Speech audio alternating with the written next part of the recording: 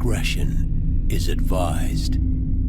Hey everyone, this video is brought to you by Audible. Audible is offering you a free audiobook with a 30-day free trial membership. All you need to do is go to audibletrial.com/BG The link is in the description below, and now enjoy the video. Hey everyone, welcome back to Board Games Unlocked, and today I'm doing a no run-through review for Trickerion, the Collector's Edition. So, I have actually already done a run-through and a discussion for Trickerion.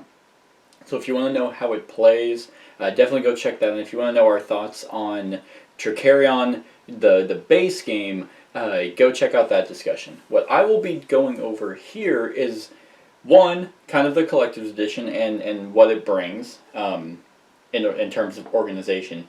And two, I will be going over each of the expansions and modules. So this is kind of just a collaboration over the Dawn of Technology, the Dalgard's Heir, and the Dalgard's Academy, and a few other things that I will be going over.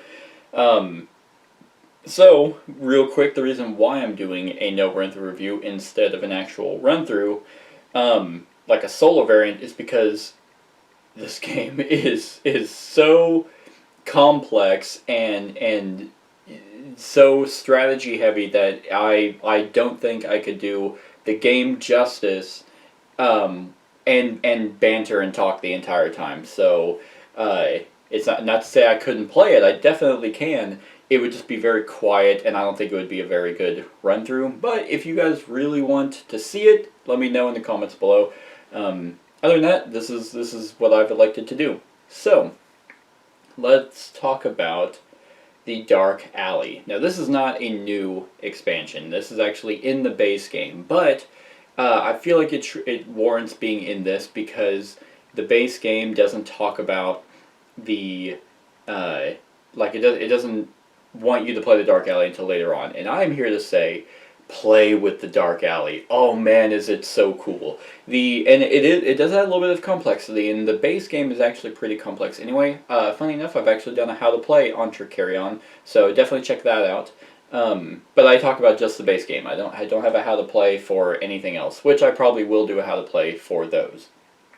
So the Dark Alley expansion adds basically special abilities. There are these prophecy tokens that cycle around the game, cycle throughout the game, that affect each round. So one that's that could be pretty cool, and what I do really like it is there are always 3 in in the running, and you can actually go to the Dark Alley, spend an action to rotate it, because one will pop out, and that's going to be what affects the turn, and then they'll just rotate that way, which is really, really neat, because you can plan ahead. Or if you want to do something that round, then you can be or the next round, you can try and move things to fit your agenda. But there are tokens in here that are like, you get 2 fame for every mechanical trick that you set up. You can actually place 2 characters on your turn instead. You can, and here's the thing about this game though, is the Magician's Workbook. One kind of goes over the kind of hints for what to do for each area, but also goes over all the different schools and different tricks. Which one thing I will say that I really like about this is it didn't add any more spells, which is weird because you would think, oh hey, more is better. Not in this kind of game. This game, you definitely want to know what spells you can do, and in all reality, you're gonna get 2, maybe 3 spells, maybe 3 throughout the game. So, and that's if you plan to do that, which obviously you should be, because that's how you win the game, is performing the spells. But I usually always get 2 out, 1 with my first one, and then maybe a higher level one. Not maybe, a higher level one, and I kind of just coast off those. But that's, if anyone got a level 36 one, then it's yep, they're probably gonna win. So, anyway, so that's the Magician's Workbook. But at the back of that, it goes over the prophecies and what they mean. So, unfortunately, they're not obvious of what they do, so you might have to take some learning, which is why they're complex. And it does kind of slow the game down. That's one of the reasons. That's another reason why I'm doing this review instead of, because I don't know those well enough to sit here and be like, oh, okay, I know what that is, and keep going. I'd have to be like, oh wait, okay, so what does that do? And they're not labeled or anything, so you have to look and be like, okay, so it is this one with this, and that is, okay, so Thursday or Sunday, and that means, oh man, where the hell is it? Oh, okay, there's no yield modifiers. So it kind of does slow the game down, but those things are really cool. The other thing that the Dark Alley brings are special assignment cards, which are your special abilities. Those are awesome. Those make everything feel so fresh and unique, because normally when you're assigning your characters to go somewhere, they're these, blank ones that just, hey, that's where they go. Well, if you go to the Dark Alley, you can spend an action and choose one of these cards, and one of the cards or one of the decks deals with an expansion later on, so I'll get to that. But it's like, okay, well, and what's neat is they're so organized. It's like, hey, this is what's going to affect the Dark Alley, because these act as replacements for these. So if I wanted and there isn't any for the Dark Alley, but hey, if I wanted to go to downtown, I could draw. You draw two and you pick one, and these act as, like I said, replacements. So it's like, okay, well, take no risk. Before you take this action, you may set one downtown die to the result of your choice and re-roll another one. That's amazing. And you can hold on to these as long as you want and be like, okay, well, when do I want to do that? You can wait until the rolls don't go your way, and then it's like, okay, yep, I'm going to send my person there, and you use this, like I said, as theirs. So then you play it, and then they go there, and then you do that ability. So you get to pick one and put the other one at the bottom. What's also cool is for using it, you get you get +1 action for it, not fame. You get +1 action, so it's like, oh, so I can send my apprentice to go there, and oh man, it's the one that only gives me 1, so it's gonna be two actions. Hey, but I get 3 because I'm using this ability, and because it's 3, now I can do that. Oh man, you took that 6 for the bank that I was going to go to. Dang it. Oh, well, nope, now I have this. I'm going to choose that to be a 6, and then I'll re-roll this one, which is a 5. Yeehaw. So, these are really, really cool, and spices the game up quite a bit. Some people might not like it because it does add some randomness to the game, and that's fair because, like, the only randomness in this are the dice, but you don't ever feel hosed by that because you have ways to mitigate it. You don't really have ways to mitigate what other people are getting here, but in my experience, these are all awesome. They are all beneficial. Like, hell, some of the ones for the theater are your greatest moment. If you advertise this turn and you have 2 specialists on backstage slots, you get 8 fame. Your greatest moments. Yeah, you advertise and you have all these specialists, so that's something you can aim to do. The orchestral interlude, you receive your tricks link bonus for each token connecting to the one you set up, even if the categories don't match, so you always get a link bonus. Just things like that, small things that aren't necessarily game breaking, but like things that you can work towards. So that's awesome. The Dark Alley, I highly recommend you play with. It is phenomenal. So let's talk about the other small expansion that came with this, the Dawn of Technology. This is a pretty neat expansion as well. It's very small and very simple. So essentially, each type of character, so everyone has their favorite school. There's the Illusionist school, the I don't remember what any of them are called. Nope, it doesn't say. It just has the 4 symbols. I just know there's like the Mechanic school, the Illusion school, the Spirit school, and the Link school, whatever it is. Mechanical, Spiritual, Escape, and Optical. So everyone has like their own thing, and they all start with a spell that's corresponding to their favorite school. Well, the Dawn of Technology gives you a board that goes off the side, and you'll flip your board, and you kind of need to, on the back of the main board, it's the one with the Dark Alley. You don't need to use the Dark Alley to play with this, but, so you flip that, and then you get this special board that corresponds to your favorite school. And now, you can build contraptions, which are very, very thick, very nicely made, build contraptions that give you a special ability. And it kind of organizes your shards, so you collect your shards and that's how you reactivate them. You use the power of the shards to bring them back. So, for example, the game I just got done playing, you have, I was playing as the mechanic, and you use your workshop action. So one, it gives your workshops more to do than just prep your tricks. You can actually now build these contraptions. So you build them up, and this one I can use it to just gain 2 money. Yay! More money generation, and then you just go up the ladder. So then my next one I can use to get 2 more money. Then my third one I can use to get 3 money, and every time and whenever I reactivate it, I gain a fame.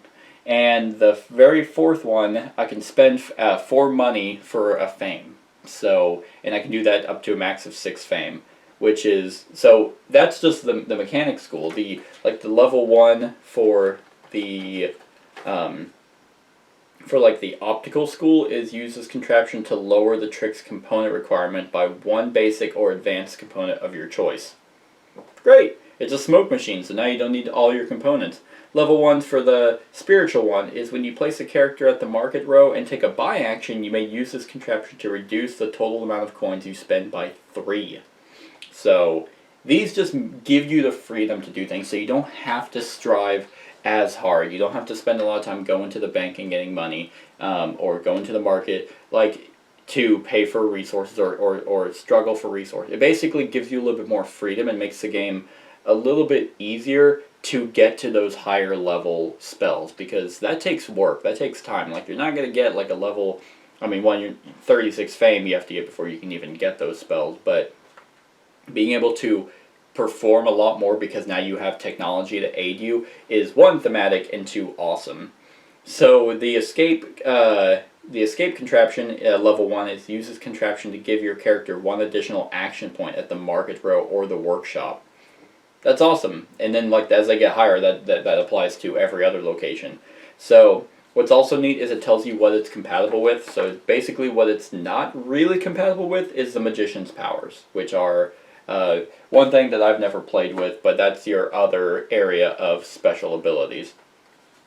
So the other thing that this changes is that at the end of the game, for every 3 shards you have is worth 2 points instead of every shard being worth 1 point. So I thought this was really neat. It does work for the solo mode, in case you're wondering, and it makes it to where every 3 shards of yours is worth 2 points. Every one of his is worth 1 point. So because kind of playing with this, it does make it somewhat easier, which I would agree, but not too easy, not too much easier. So that is the Dawn of Technology expansion. If I were to rate the expansions on their own, I would probably give the Dawn of Technology a 7 out of 10. I think it's actually. No, I'd probably give it an 8 out of 10 because it is such a simple add-on that packs a big punch that I very much like it. And it's not difficult to make these contraptions. Might be a little bit difficult to reactivate them, but it gives you a reason to want shards instead of just to have them. I know you use shards to give yourself an extra point, but now that carries some more weight. To be oh man, do I want to use my shards or do I want to keep them there so that'll reactivate? It gives you some more choices. So 8 out of 10 for the Dawn of Technology. So now there are the 2 big boys. I'm going to talk about the most complex one last. The next expansion I'm going to talk about is the Academy, which adds a whole separate, sideboard and a whole nother area for you to go to and to think about. So, the Academy is really, really cool. I really like that expansion. So, where to begin? Well, I think the very first thing to talk about is the new assistant that you get, the new expert that everyone starts with. You don't. You start that with him as well as another guy, and he's a protege, and it's he doesn't do anything. He's actually only one action kind of pawn, but he can learn what's called secrets. And secrets are special abilities that apply to sometimes him or the academy or vice versa stuff. So there's a stack of secrets that come out, and there are two of them that are available at the each round. And whenever you go there and get a secret, one, it makes him like he's like a protege, so now he's getting better and better. So once you have two secrets, he becomes a 2-action pawn. Once you get 3 secrets, he becomes a 3-action pawn. So these are all really cool, apply to different areas, and can enhance your strategy and what you want to do. So for example, the first one I got was actually not the best, but it was still neat. It was if I hired an assistant, I could pay 2 coins and I could immediately assign a card to him. That's pretty neat. Okay. And the second one is where it really kind of kicked off once things started being better, because he himself, if he's helping in the back in the theater, he doesn't give you anything. The rules aren't errata to be like, okay, well, you get a shard for an engineer, you get 2 fame for an assistant, and you get, or whatever, the sexy one, and you get 3 coins for a manager. Nope, there's nothing for him, but there are secrets that he can get that now can affect him. So one of those, for example, if he's backstage during a performance, he can give you one of those things. So you can get a shard from him, you can get 2 fame from him, or you can get 3 coins from him. So if you have him and your manager back there, when you perform, you'll get 6 coins. If you have him and the dolled up one, or who the assistant, you can get 4 fame, or you can get 2 shards with having him there. Or the other one that I got affected the academy, and there's a bunch that affect the academy. There's some over there that affect downtown. There's some that affect your workshop. There's some that affect the dark alley. It's like, I think there's some that affect all of them. So it's really neat, and one of the ones that I happened to get was if I go to the academy and I spend 4 actions, I get 2 shards. That's it. And you will most likely want to be spending a bunch of actions in the academy, especially if you're using the Dawn of Technology expansion, because shards help your contraptions and stuff like that. So, for the record, the last game I just played included every expansion, which I hope, if I remember, I'll talk about that. Anyway, so what's really cool about him is he now, once you get 3, he's now worth 3 actions. He's just as good as your magician, but he actually costs. So if you use him, he becomes more expensive the more secrets he has. Luckily, he doesn't become like 3 coins or anything like that. 3 secrets, he costs 2 coins. That's awesome. I think that's a fantastic, like, it makes a character in other areas just really unique to you.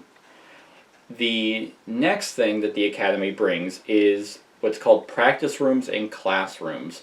Practice rooms are essentially rooms that are thematically you're practicing the spell and making them better, that affect your current tricks right then and there. So, for example, there are tiles that you get to place that you can renovate, and you get fame for renovation based off of just a threshold based off your level. So if I was level 1 and I placed this room in this area, I could spend 5 coins for 2 fame. Yeah, not that great, but if I was level 16 and I'm renovating it, 7 coins for 5 fame. That's a little bit better. Or if I was level 36, 9 coins for 9 fame. And that's just for the practice room. So that's like a one-time, hey, I built it.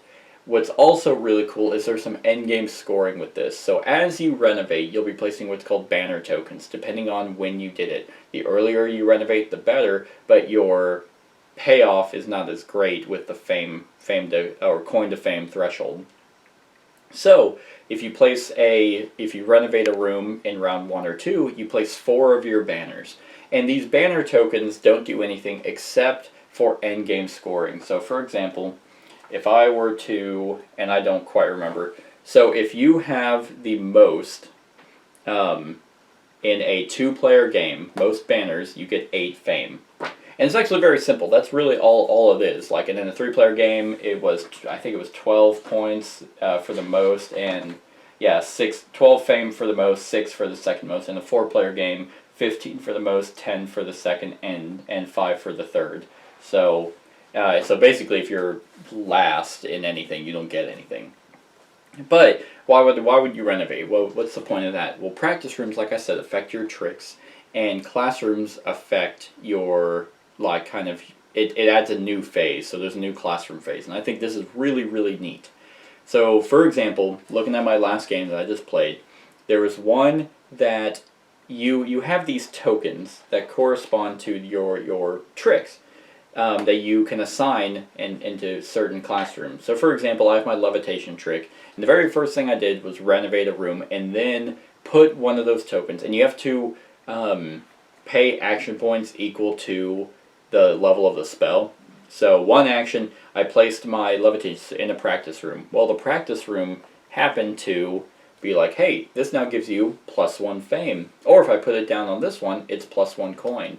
So now my levitation inherently gave me 2 fame and 3 coin whenever I performed it. Now it gives me 3 fame and 3 coin because I've been practicing it and now it's better.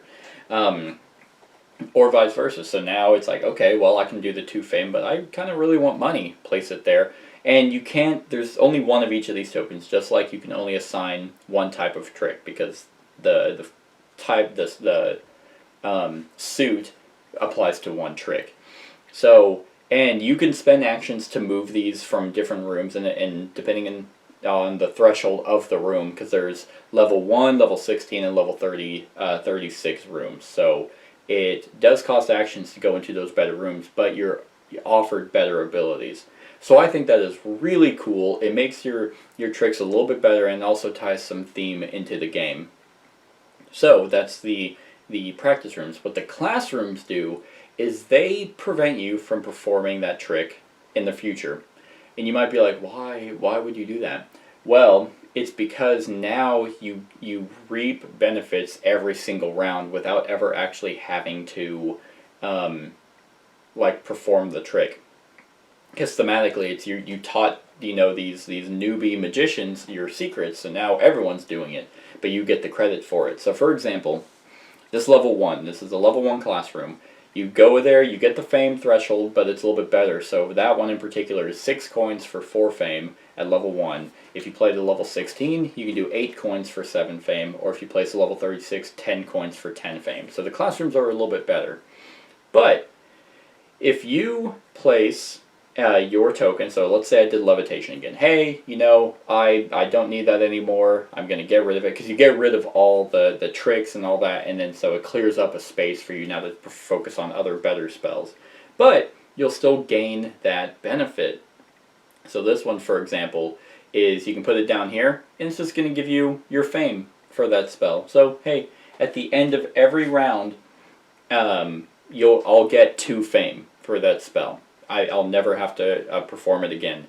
I could do the top one up here, and I always get my fame and coin value, but it's at a -1, so I'm getting 1 fame and 2 coins.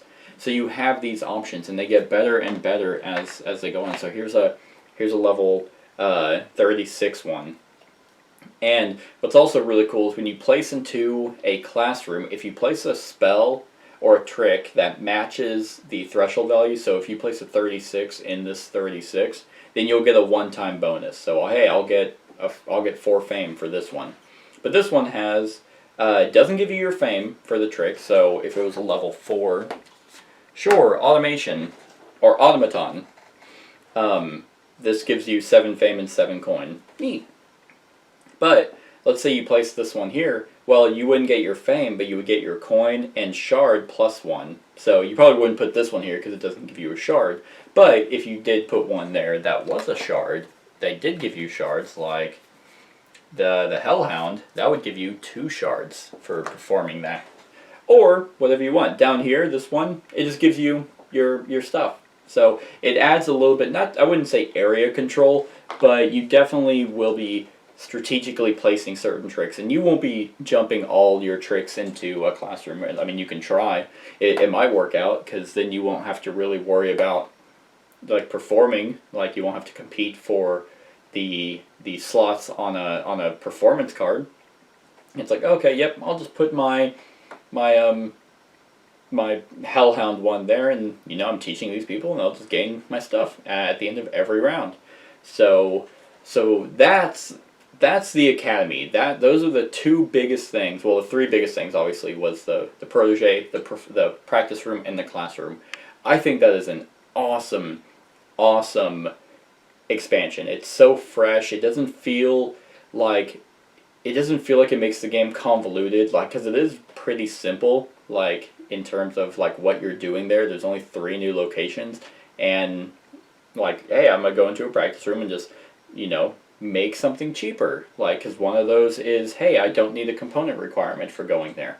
And you're not stuck by placing them there. Like you're like, okay, well, I don't really need the +1 fame anymore. I'm gonna move that to another classroom or to another practice room to get a different benefit based off what I need. So I think that is really, really cool. I love the secrets. I think that's awesome. I love having the extra guy to go around. So the Academy is a pretty badass expansion. Now, there's a couple things. One, it does add an Academy workbook, which does kind of give you some hints like the other ones, and it does add new prophecies that get shuffled into the prophecies for the Dark Alley, so it does affect those. There's one, for example, not much. It adds 7.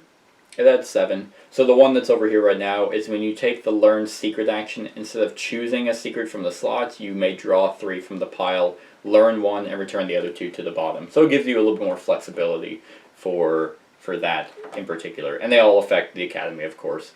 It's here to explain what all the practice rooms do and their abilities, and then the classrooms, modifiers, and bonuses are organized based off their threshold. Then there is also your secrets. So the game, it does add a complexity, just like the Dark Alleys does, where you have to, I mean, you don't have to, I guess you can try and figure it out, but you're going to be looking in this, trying to figure out what all those do each time they pop up. So there is a learning curve to this expansion, but granted, this is a Mind Clash game. This is a very, very complex game, just like Anachrony is. So you're going to be kind of in this for a while, I would think, but maybe not. So there's that. The other thing it adds, which I think is very, very nice, is it adds kind of a player aid. One of my biggest gripes with Trickerion, and unfortunately the Collector's Edition, is there is no player aid in this. So you are in the rulebook quite a bit trying to be like, okay, so now we roll dice, and then what do we do after that? Oh, that's right, it's the initiative. Oh, and then it's the, advertising. And now we sign those. There's no player aid. This game desperately needs one. This kind of gives you one a little bit, at least the turn order, and then breaks down the end of turn stuff. So thank God that this came with one. So that is that. If I were to rate the Academy expansion on its own, I think I'm going to give it a 9. I really, really like that expansion. It adds so much freshness and variety to the game. I love the protege and his secrets. I love how now it's like, oh man, he costs a lot of money, but man, I would really want to put him in the theater to get that ability. I love the slight area control aspect that it brings to the practice rooms and the classrooms to get those benefits. I love the practice room idea of, hey, it benefits your tricks now. And I love the classroom thing where it's like, hey, this benefits your tricks at the end, at the end of each round. And so you have some decision to making on, oh, do I want to put my Hellhound ability in the classroom? I think I do, yeah. I mean, because now I don't have to worry about going into the thing, the freaking performance card. It's just so cool. I very much like it. So, yeah, I think a 9 out of 10 for that expansion. So, one thing I forgot to mention for the Dawn of Technology, I'm going to go back a little bit, is it adds a signature trick for each magician, which I think is really cool. So, one thing that you can focus on is getting your standard trick out, or your signature trick. And it replaces one of the ones that are in the deck. So this one, for example, Rise of the Phoenix, it replaces the Vanishing Birdcage, which, funny enough, the single-player person happened to get. if you ever just actually set this up, then this just gets taken out of the deck. But if someone already has it, then it's like, oh, okay, well, no, I mean, you don't take it from them. But, so this is something that you can strive for. And you still have to meet the threshold. It works the exact same as a standard thing, except it's a little bit better. So, one, that's why you want to build contraptions. So based off the level of your signature trick, so this is a level 16, I need at least 2 contraptions built. They don't have to be activated, they don't have to be inactive or whatever, I just have to have them built. So that's one reason why you want to build more, to get this out. If it's a level 1, then never mind, you just need 1. If it's a level 3, you need 3. So with this one in particular, it gives me 2 fame, 4 money, and 2 shards, which is awesome. So you can definitely tell the mechanicer focuses kind of around money and being able to utilize money. What's also really cool is each signature trick has its own special ability, similar to a level 36 spell, except it's not for endgame. This one in particular I thought was really cool, is that if the tricks, if the tokens were in a performance card that you performed, they do not get taken off the actual performance card. Typically, at the end of every performance, they all get removed, and then you have to, put them out again. This particular trick does not, so it stays up until it actually gets taken off the docket. I just think that's really, really neat. Once again, gives some uniqueness to kind of your signature thing, because one of the things about Trickerion is you never needed to focus on your school. Like, you never need to, but you kind of should. Like, it does give you a bit of flexibility with trying to create links on the performance cards, because you're not, like, once you kind of make a mechanic link, it's like, oh, that's pretty much it. But if you can have a variety, you can make a lot more links, which gets you more fame, and gives you more variety. But this just gives you something special to your particular guy. And what's also cool is this isn't from the Dawn of Technology, which actually, yeah, nope, it is from, I want to say, the Academy. Yes. So the Academy. So yeah, real quick, the Dawn Technology is awesome. The Academy, one thing that I actually was about to forget, is that it gives your characters an actual special ability as well. So that's just another reason to really like it, because it just gives you so much variety, and you're not all trying to do the same thing. Like, what they did with this, it just made the game just so fresh, so unique, that no 2 games are going to be the same. Now, here I have is Garrett, Vaughn, Agustin, and there's one depending on, which he has 2 abilities. This one, if you're playing with the Academy, is that I can do the fame threshold, which I mentioned, 1 level higher than where I'm at. So if I'm at a level 16, I can do a level 36, pay the coins for that, and get the fame for it.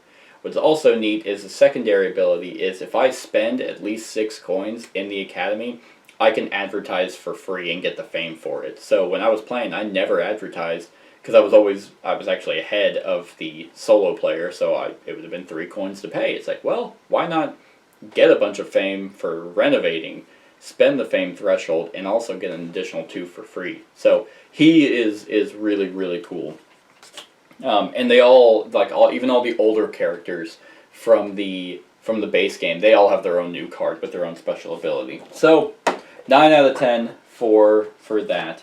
The reason why it's not a 10 out of 10 is because it does add a lot of complexity, and you are going to be in that, Academy book, for a while. So now, the last expansion is the Dalgard's Heir expansion, the solo variant to Trickerion. This is a difficult review over this one in particular, because I just did a solo run-through for the solo variant for Anachrony. And I did a discussion for the solo variant for Anachrony. And you might be wondering, well, why am I not doing one for this? because the Anachrony solo variant is so much easier. This collector's edition and these expansions made... I always thought Anachrony was more difficult by Trickerion. Not even close anymore. Like, the Academy and the Dawn of Technology and the Dark Alley, those... I mean, throwing them all into one game is obviously going to make it very, very mind-bending. But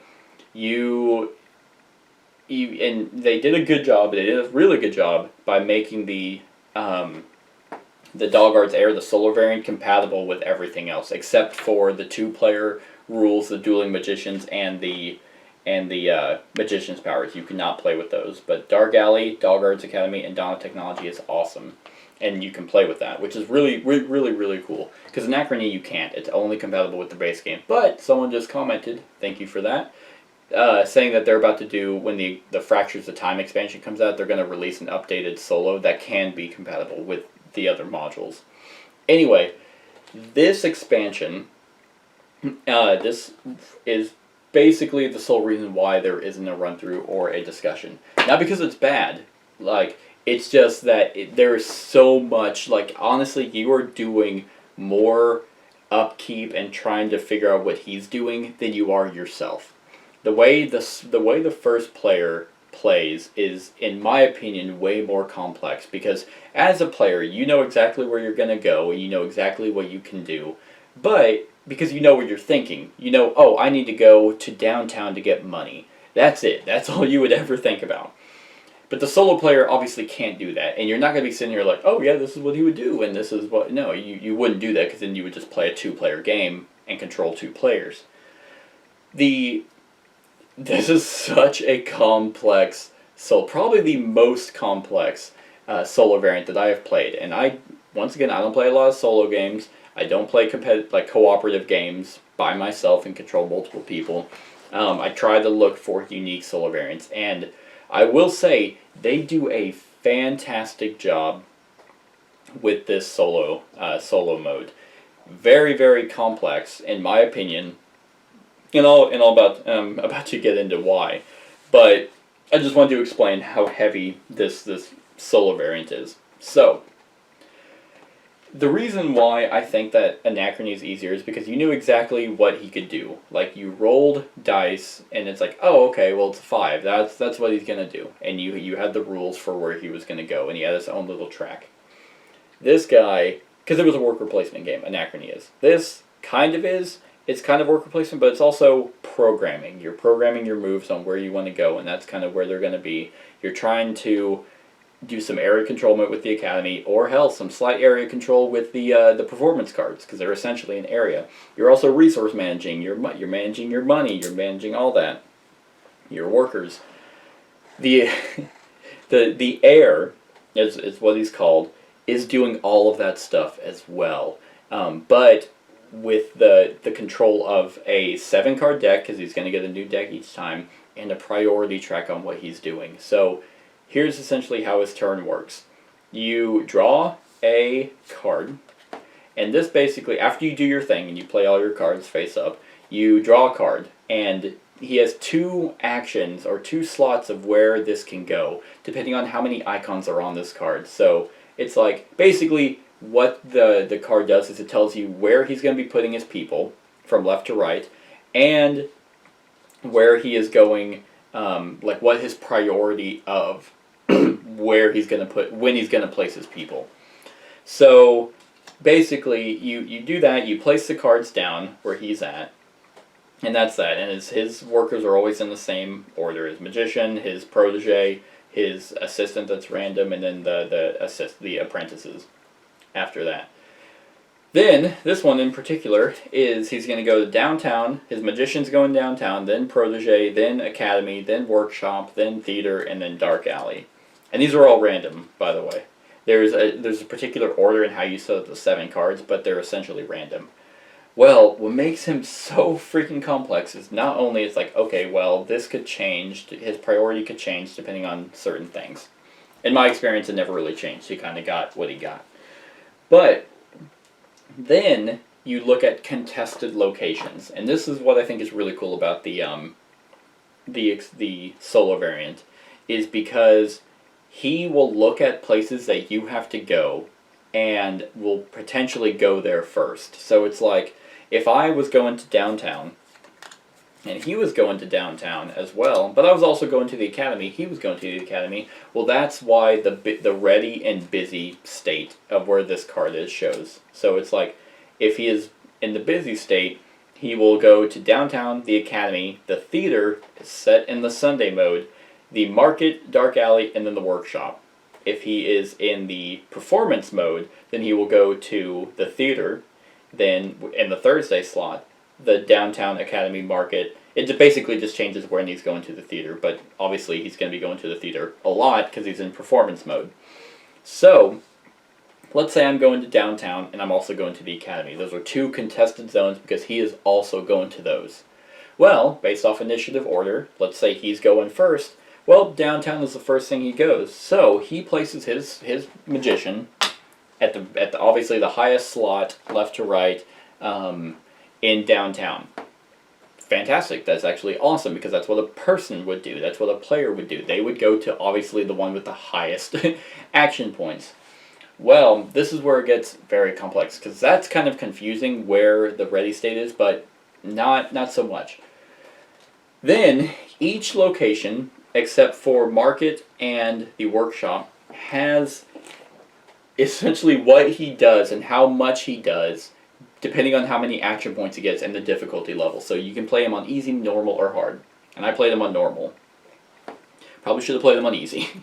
But, so if he's in downtown, he places his magician there, highest spot, that is 5 actions, okay? And I'm not going to explain this for every single one. I just want to explain how difficult and complex he is.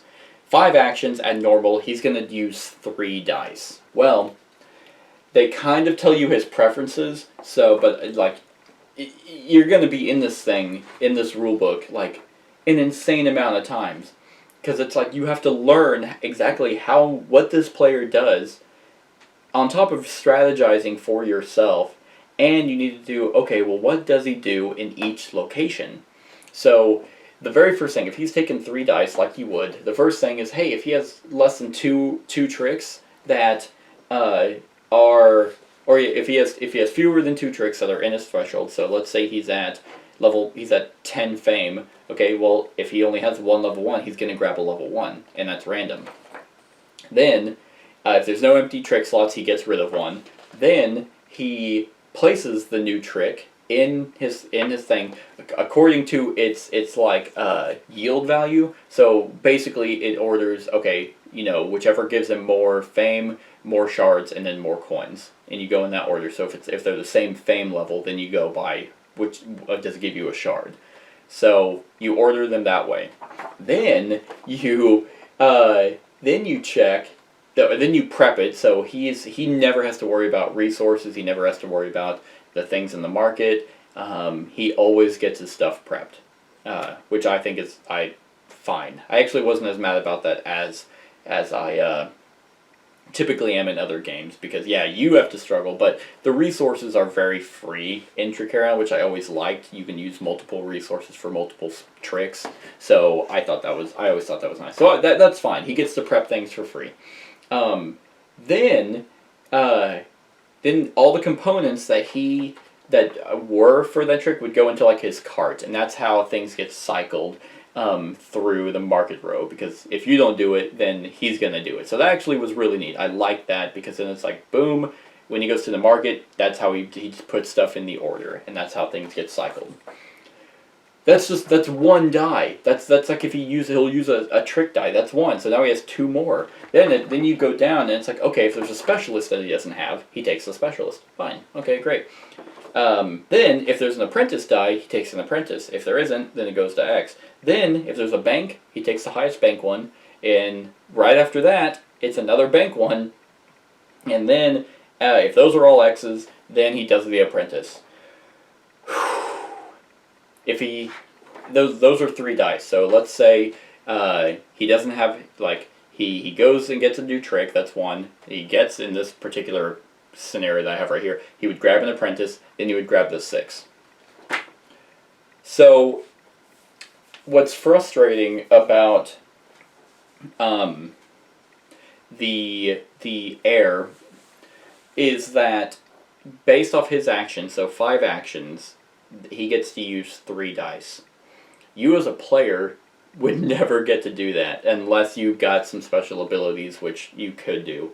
If I spent my person there, I could get 5 actions at most, 6 at most if I use a shard. So I would at most get to use 2 dice. He gets to do 3, 3 dice, and he just, so it's, I mean, you understand that's one location that you have to remember in what order he's going to do. And there is kind of a player aid, thank God, that you look here, I'm downtown, it's like, okay, well, he's getting 5 actions. In normal, he's using 3 dice. And it's like, okay, he'll learn a trick if less than 2, fine. Hire specialist, hire apprentice if less than 6 characters. Take coins first, then the other fable, then like, obviously that makes sense since I just went through everything. But whenever you're trying to remember 1, 2, 3, 4, 5... 1, 2, 3, 4, 5. 5 locations, and they're all like that except the market. There's all particular things depending on his actions. It's a lot. For me, anyway. Like, don't get me wrong, I got it. Like, it's not like I'm like, I don't get it. Yeah, it all makes sense, and it's all brilliantly crafted. But when you're trying to strategize for yourself, like, I felt I was doing more strategy, like upkeep and strategy for the one player than I was for myself. And here's the thing, I was doing really well. Like, by the end of the game, it was 50 to 33. Like, I did a really good job. But there was so much, like, I was sitting here like, I don't know. I like, there's so much, and half the time, every time he was doing something, okay, went to downtown. Okay, let's grab the rule book, and downtown is this, so let me just check. Okay, next, oh, he's going to the market. Hey, that one's easy. He just puts his things in there, and that's that. Oh crap, he's going to the theater. Okay, so now he has this whole thing of how he places his tricks, depending on his actions. The Academy, same thing. The Academy was probably the most confusing one, because it didn't feel crystal clear, and it is. He basically goes off higher fame threshold, and depending on if it's an odd round, he goes to a classroom. If it's an even round, he goes to a practice room. And he just, yeah. So, like, I wasn't going to explain every single one. I just really wanted to delve into how complex that this guy is.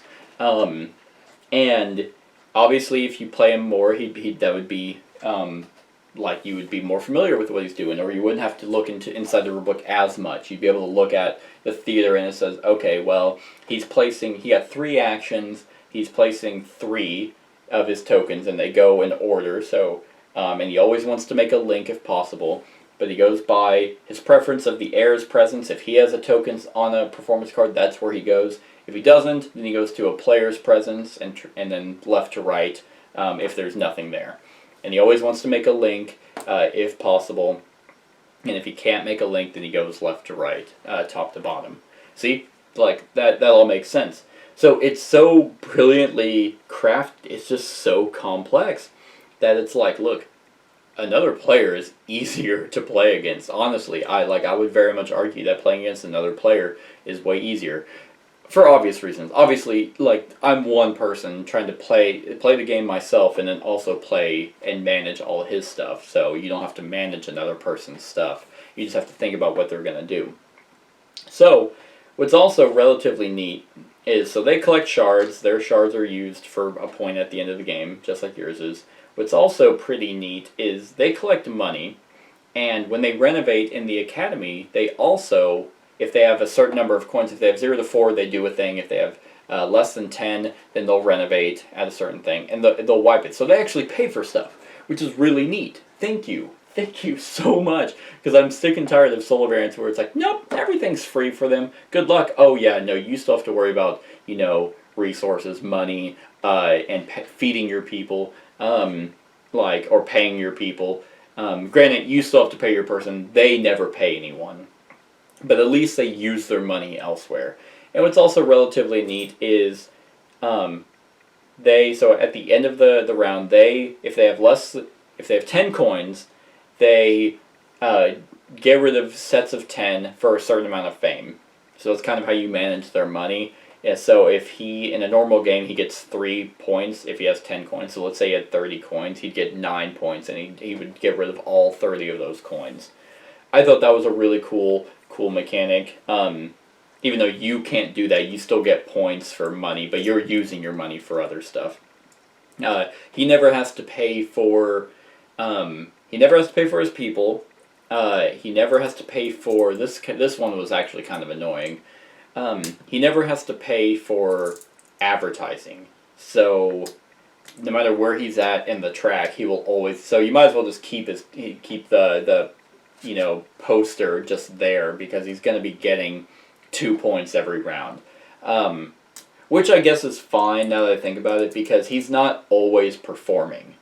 Now, so there's basically two things. He's basically getting resources and getting stuff and getting tricks, and when he does perform, man, like, the first time he performed, I was relatively well above him, because I was always performing, or trying to, and he wasn't. Like, how his cards were happening to come out, he was constantly going to downtown and market and getting tricks and all that, and when he did perform, he got, like, 15 fame, and, like, just caught up, like, almost immediately. So, like, he basically, yeah, because his next card would have been a perform, and then it's set up that way. It's set up to where he's going to do, 2 setup cards, then a perform, then a 2 setup, then a perform, and then a setup and a perform, or something like that. So it does a really good job of him prepping, like, to do these tricks, and then go into the theater, getting it all out, and then being like, bam, here's a bunch, and you as a player can try and jump in on this stuff. Then he would just go to another one. So they simulated a actual human being pretty damn close. Like, they did a really, really good job, and it's no surprise that the Anachrony solo variant is phenomenal as well. It's just, this one was a little much. So, I still want to play it, but it's kind of daunting, honestly, to be like, okay, well, I need to memorize everything that he can do in certain areas, because he'll go to these locations all the time. And he'll use special assignment cards as well, based off of the cards that come out. This one right here is like, oh, because he'll always prioritize theater performance. So it's like, okay, well, this one actually required one. So now he doesn't get the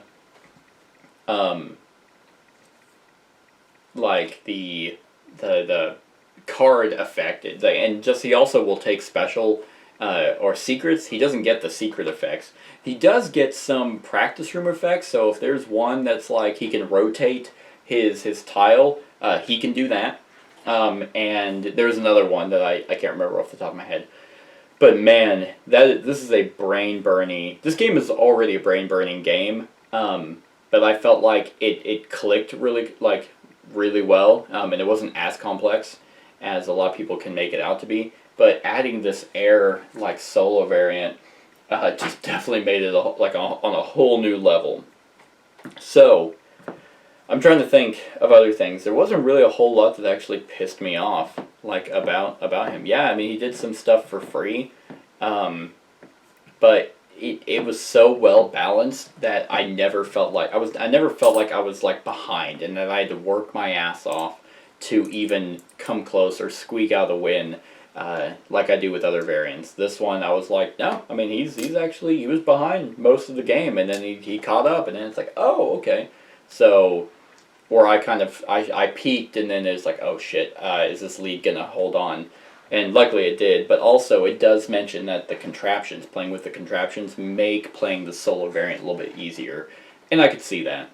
So, yeah, that is the Dalgard's Air, the one-player game. I'm definitely going to give it a few more shots, just because I do think it's really cool. Oh, another new thing that they added with this. So, they have these turn dice here. One color for each location. And at the beginning of the game, you roll your 6 for the downtown, and you roll these, and these basically block off areas. So it's not always the either high one or the low one in a 2-player game, because you play as if it's a 2-player game. these will block off areas. So it's like this die right here, it's like, oh, okay, yep, the two middle ones, you can't even see it, I don't know why. Basically, it's colored in, so it's like the two middle ones in downtown are blocked out. So now all that's left is the 0 and the +2. But in the theater, it's what's blocked off is Thursday and Sunday, so you can't perform there. In the alley, it's the two middle ones. So these go in these locations and give you some variety of where you can place. So it's not always, wow, you got the high one again. That can be blocked off. So you never know. But what's really nice is based off of each turn, and they use turns and rounds kind of interchangeably. Well, I guess not really, because turns would be everyone's pass, like a whole turn. But in a round would be me and him. But in turn 2 and onwards, you get to pick 2 dice to re-roll. And there are these tokens here that you place under the re-rolled dice. So it's like, oh man, like I really need the downtown to be more open so I can get more actions. Okay, I'm going to try to re-roll that one. And you kind of get what you get, and it's like, oh thank God, alright, that one's taken out. So then you place this token underneath that die, and you're like, okay, so now in the next round, you cannot re-roll those. You have to re-roll 2 other ones. The only exception is if the theater die does not have this token under it, then you always have to at least pick the theater. But if it does, then you pick 2 other ones. So it's like, oh no, I really want to go to Sunday, and then you re-roll it, and you're like, yay! But the next round, well, I already re-rolled downtown, so now my options are Dark Alley, Academy, or the Market. So that was an interesting addition to the game to give you some variety on where you're going. So, with that being said, what am I going to rate the Dalgard's Heir, the first player game? Guys, I think I'm going to give it a 9. I think that even though it is very difficult, 1, to learn, and 2, to upkeep, this company, Mind Clash, just has some way of making some of the best solo variants I've ever played. Like, Anachrony solo variant was amazing because it felt like a human player as close as possible. This one is even closer. Like, I like Anachrony better than Trickerion. Not by much, but I like it. But, man, actually, I don't even know anymore. With all these expansions, Trickerion's fucking cool. Like, it's so neat. And I've played 2 Vita Lasarda games now, CO2 and Escape Plan, and those are brain-burning games as well, especially CO2. I don't even know if those have a solo variant. Huh. Should probably check that. Oh, actually, I know Escape Plan does. But this is just so neat, and at least they have a player aid. So, at least that's a thing. And once you play against him more, you're going to be more familiar with what he's going to do, and you can plan. You can't necessarily plan ahead as much because the way the cards are going to come out. But you can't do that in a regular game anyway. You have no idea if people are going to go to downtown to try and get the most money. You can assume, so you can plan on initiative order. There's just, so yeah, that's not even a complaint, because it's like, wow, I never know what he's going to do. You don't know what other players are going to do in the other games, but you can do your best to assume. And so, it's just really neat. He doesn't really get special abilities, so he's not broken in that. He gets to advertise but that's kind of a makeup thing anyway. Because since he won't be performing all the time like a human player could, he needs to get some points, otherwise you'll blow him out of the water. Love how there's difficulty levels. If you want to learn the game, definitely play him on easy. He doesn't do as much. But if you're playing him on hard, he's getting more. Endgame scoring is fair as well. So, yeah, I think a 9 out of 10 for the solo variant. It's so fucking, it's heavy. It makes the game even heavier, so be ready for that, but I think it's damn good. So, with all that being said, you got an 8 for the Dawn of Technology, a 9 for Dalgard's Academy, and a 9 for Dalgard's Heir. You have so much variation. You don't have to play with the Academy with him. You should, and it assumes you are, but you don't have to. You don't have to play the Dark Alley, but you should. Now, the Collector's Edition. this is going to be very quick because it doesn't really add a whole lot. It adds an amazing storage insert. God, it's so good. What sucks about it, and I've heard they're releasing a video, is it's not that crystal clear on where things go. But there are a couple people on YouTube who have already done one, and it does a pretty good job. I couldn't remember who I followed, but that's how I assigned mine. And I think Mindclash is going to release a video that explains how it gets put together. Couple things that I don't necessarily like is the contraptions. As far as I know, the contraptions go in this giant bag, and there's 16 of them, and they're this big, so it's like overkill. So this giant bag kind of sucks, but they have a really nice bag for the shards. And granted, what kind of also sucks about these bags is you can shut them. Well, can you? Oh, can you? Can you shut them? Hit. Oh man, barely. But they also don't really stay. So that kind of sucks for. So the bags are nice quality. They're just kind of like they don't shut, and that's overkill. The metal coins, which I think were an add-on anyway, are phenomenal. I think they're super awesome because like this one has Dalgard on it and it actually looks like a legitimate coin. Then they all have a different back. They all have the same back for Mindclash, but like this one has a hand on it. Then there's the Dalgard's Academy. Then this one has the Academy shilling, and this one actually has like a magician on it. So really cool that they're all printed different. What bugs me about them is that you don't quite know how much they are. Like, the way I was playing was the bronze is 1, the silver is 5, the gold is 10, and the Dalgard's Academy is 20. That's how I was doing it. Or you can do 50. I mean, because some of them jump like that. I just wish they kind of explained that a little bit more. Other than that, my biggest gripe that the collector's edition did not come with is a player aid. Like, you absolutely need a player aid for games like these. Hell, I think Anachrony has one. But, like, there's one for the solo variant on the back of the rulebook, which obviously it's solo, so only you would need it. And I guess maybe their player aid is this. And if this is it, then fine. Like, because there's not one. Oh, there is one. Huh. Well, I rescind that because I never looked at the back of the Magician's Workbook. So I apologize. I'm an idiot. I knew there was one on here, and I thought that was pretty good. I did not ever look at the back of these, so I am lying. Well, never mind. I got no complaints with the collector's edition. It's perfect. I'm not going to rate it because it's a box and it's a storage solution, which is really cool. But other than that, that is my thoughts on all the expansions for Trickerion. Let me know what you think of the expansions in the comments below. Other than that, like, comment, share, and subscribe, and have a wonderful whatever time of day it is for you. Hey everyone, thanks so much for watching this, and if you like this video, then click the subscribe button below to enjoy any video that I put out. And right next to that subscribe button is a little bell. Click that so you get notified of whenever I actually upload these videos.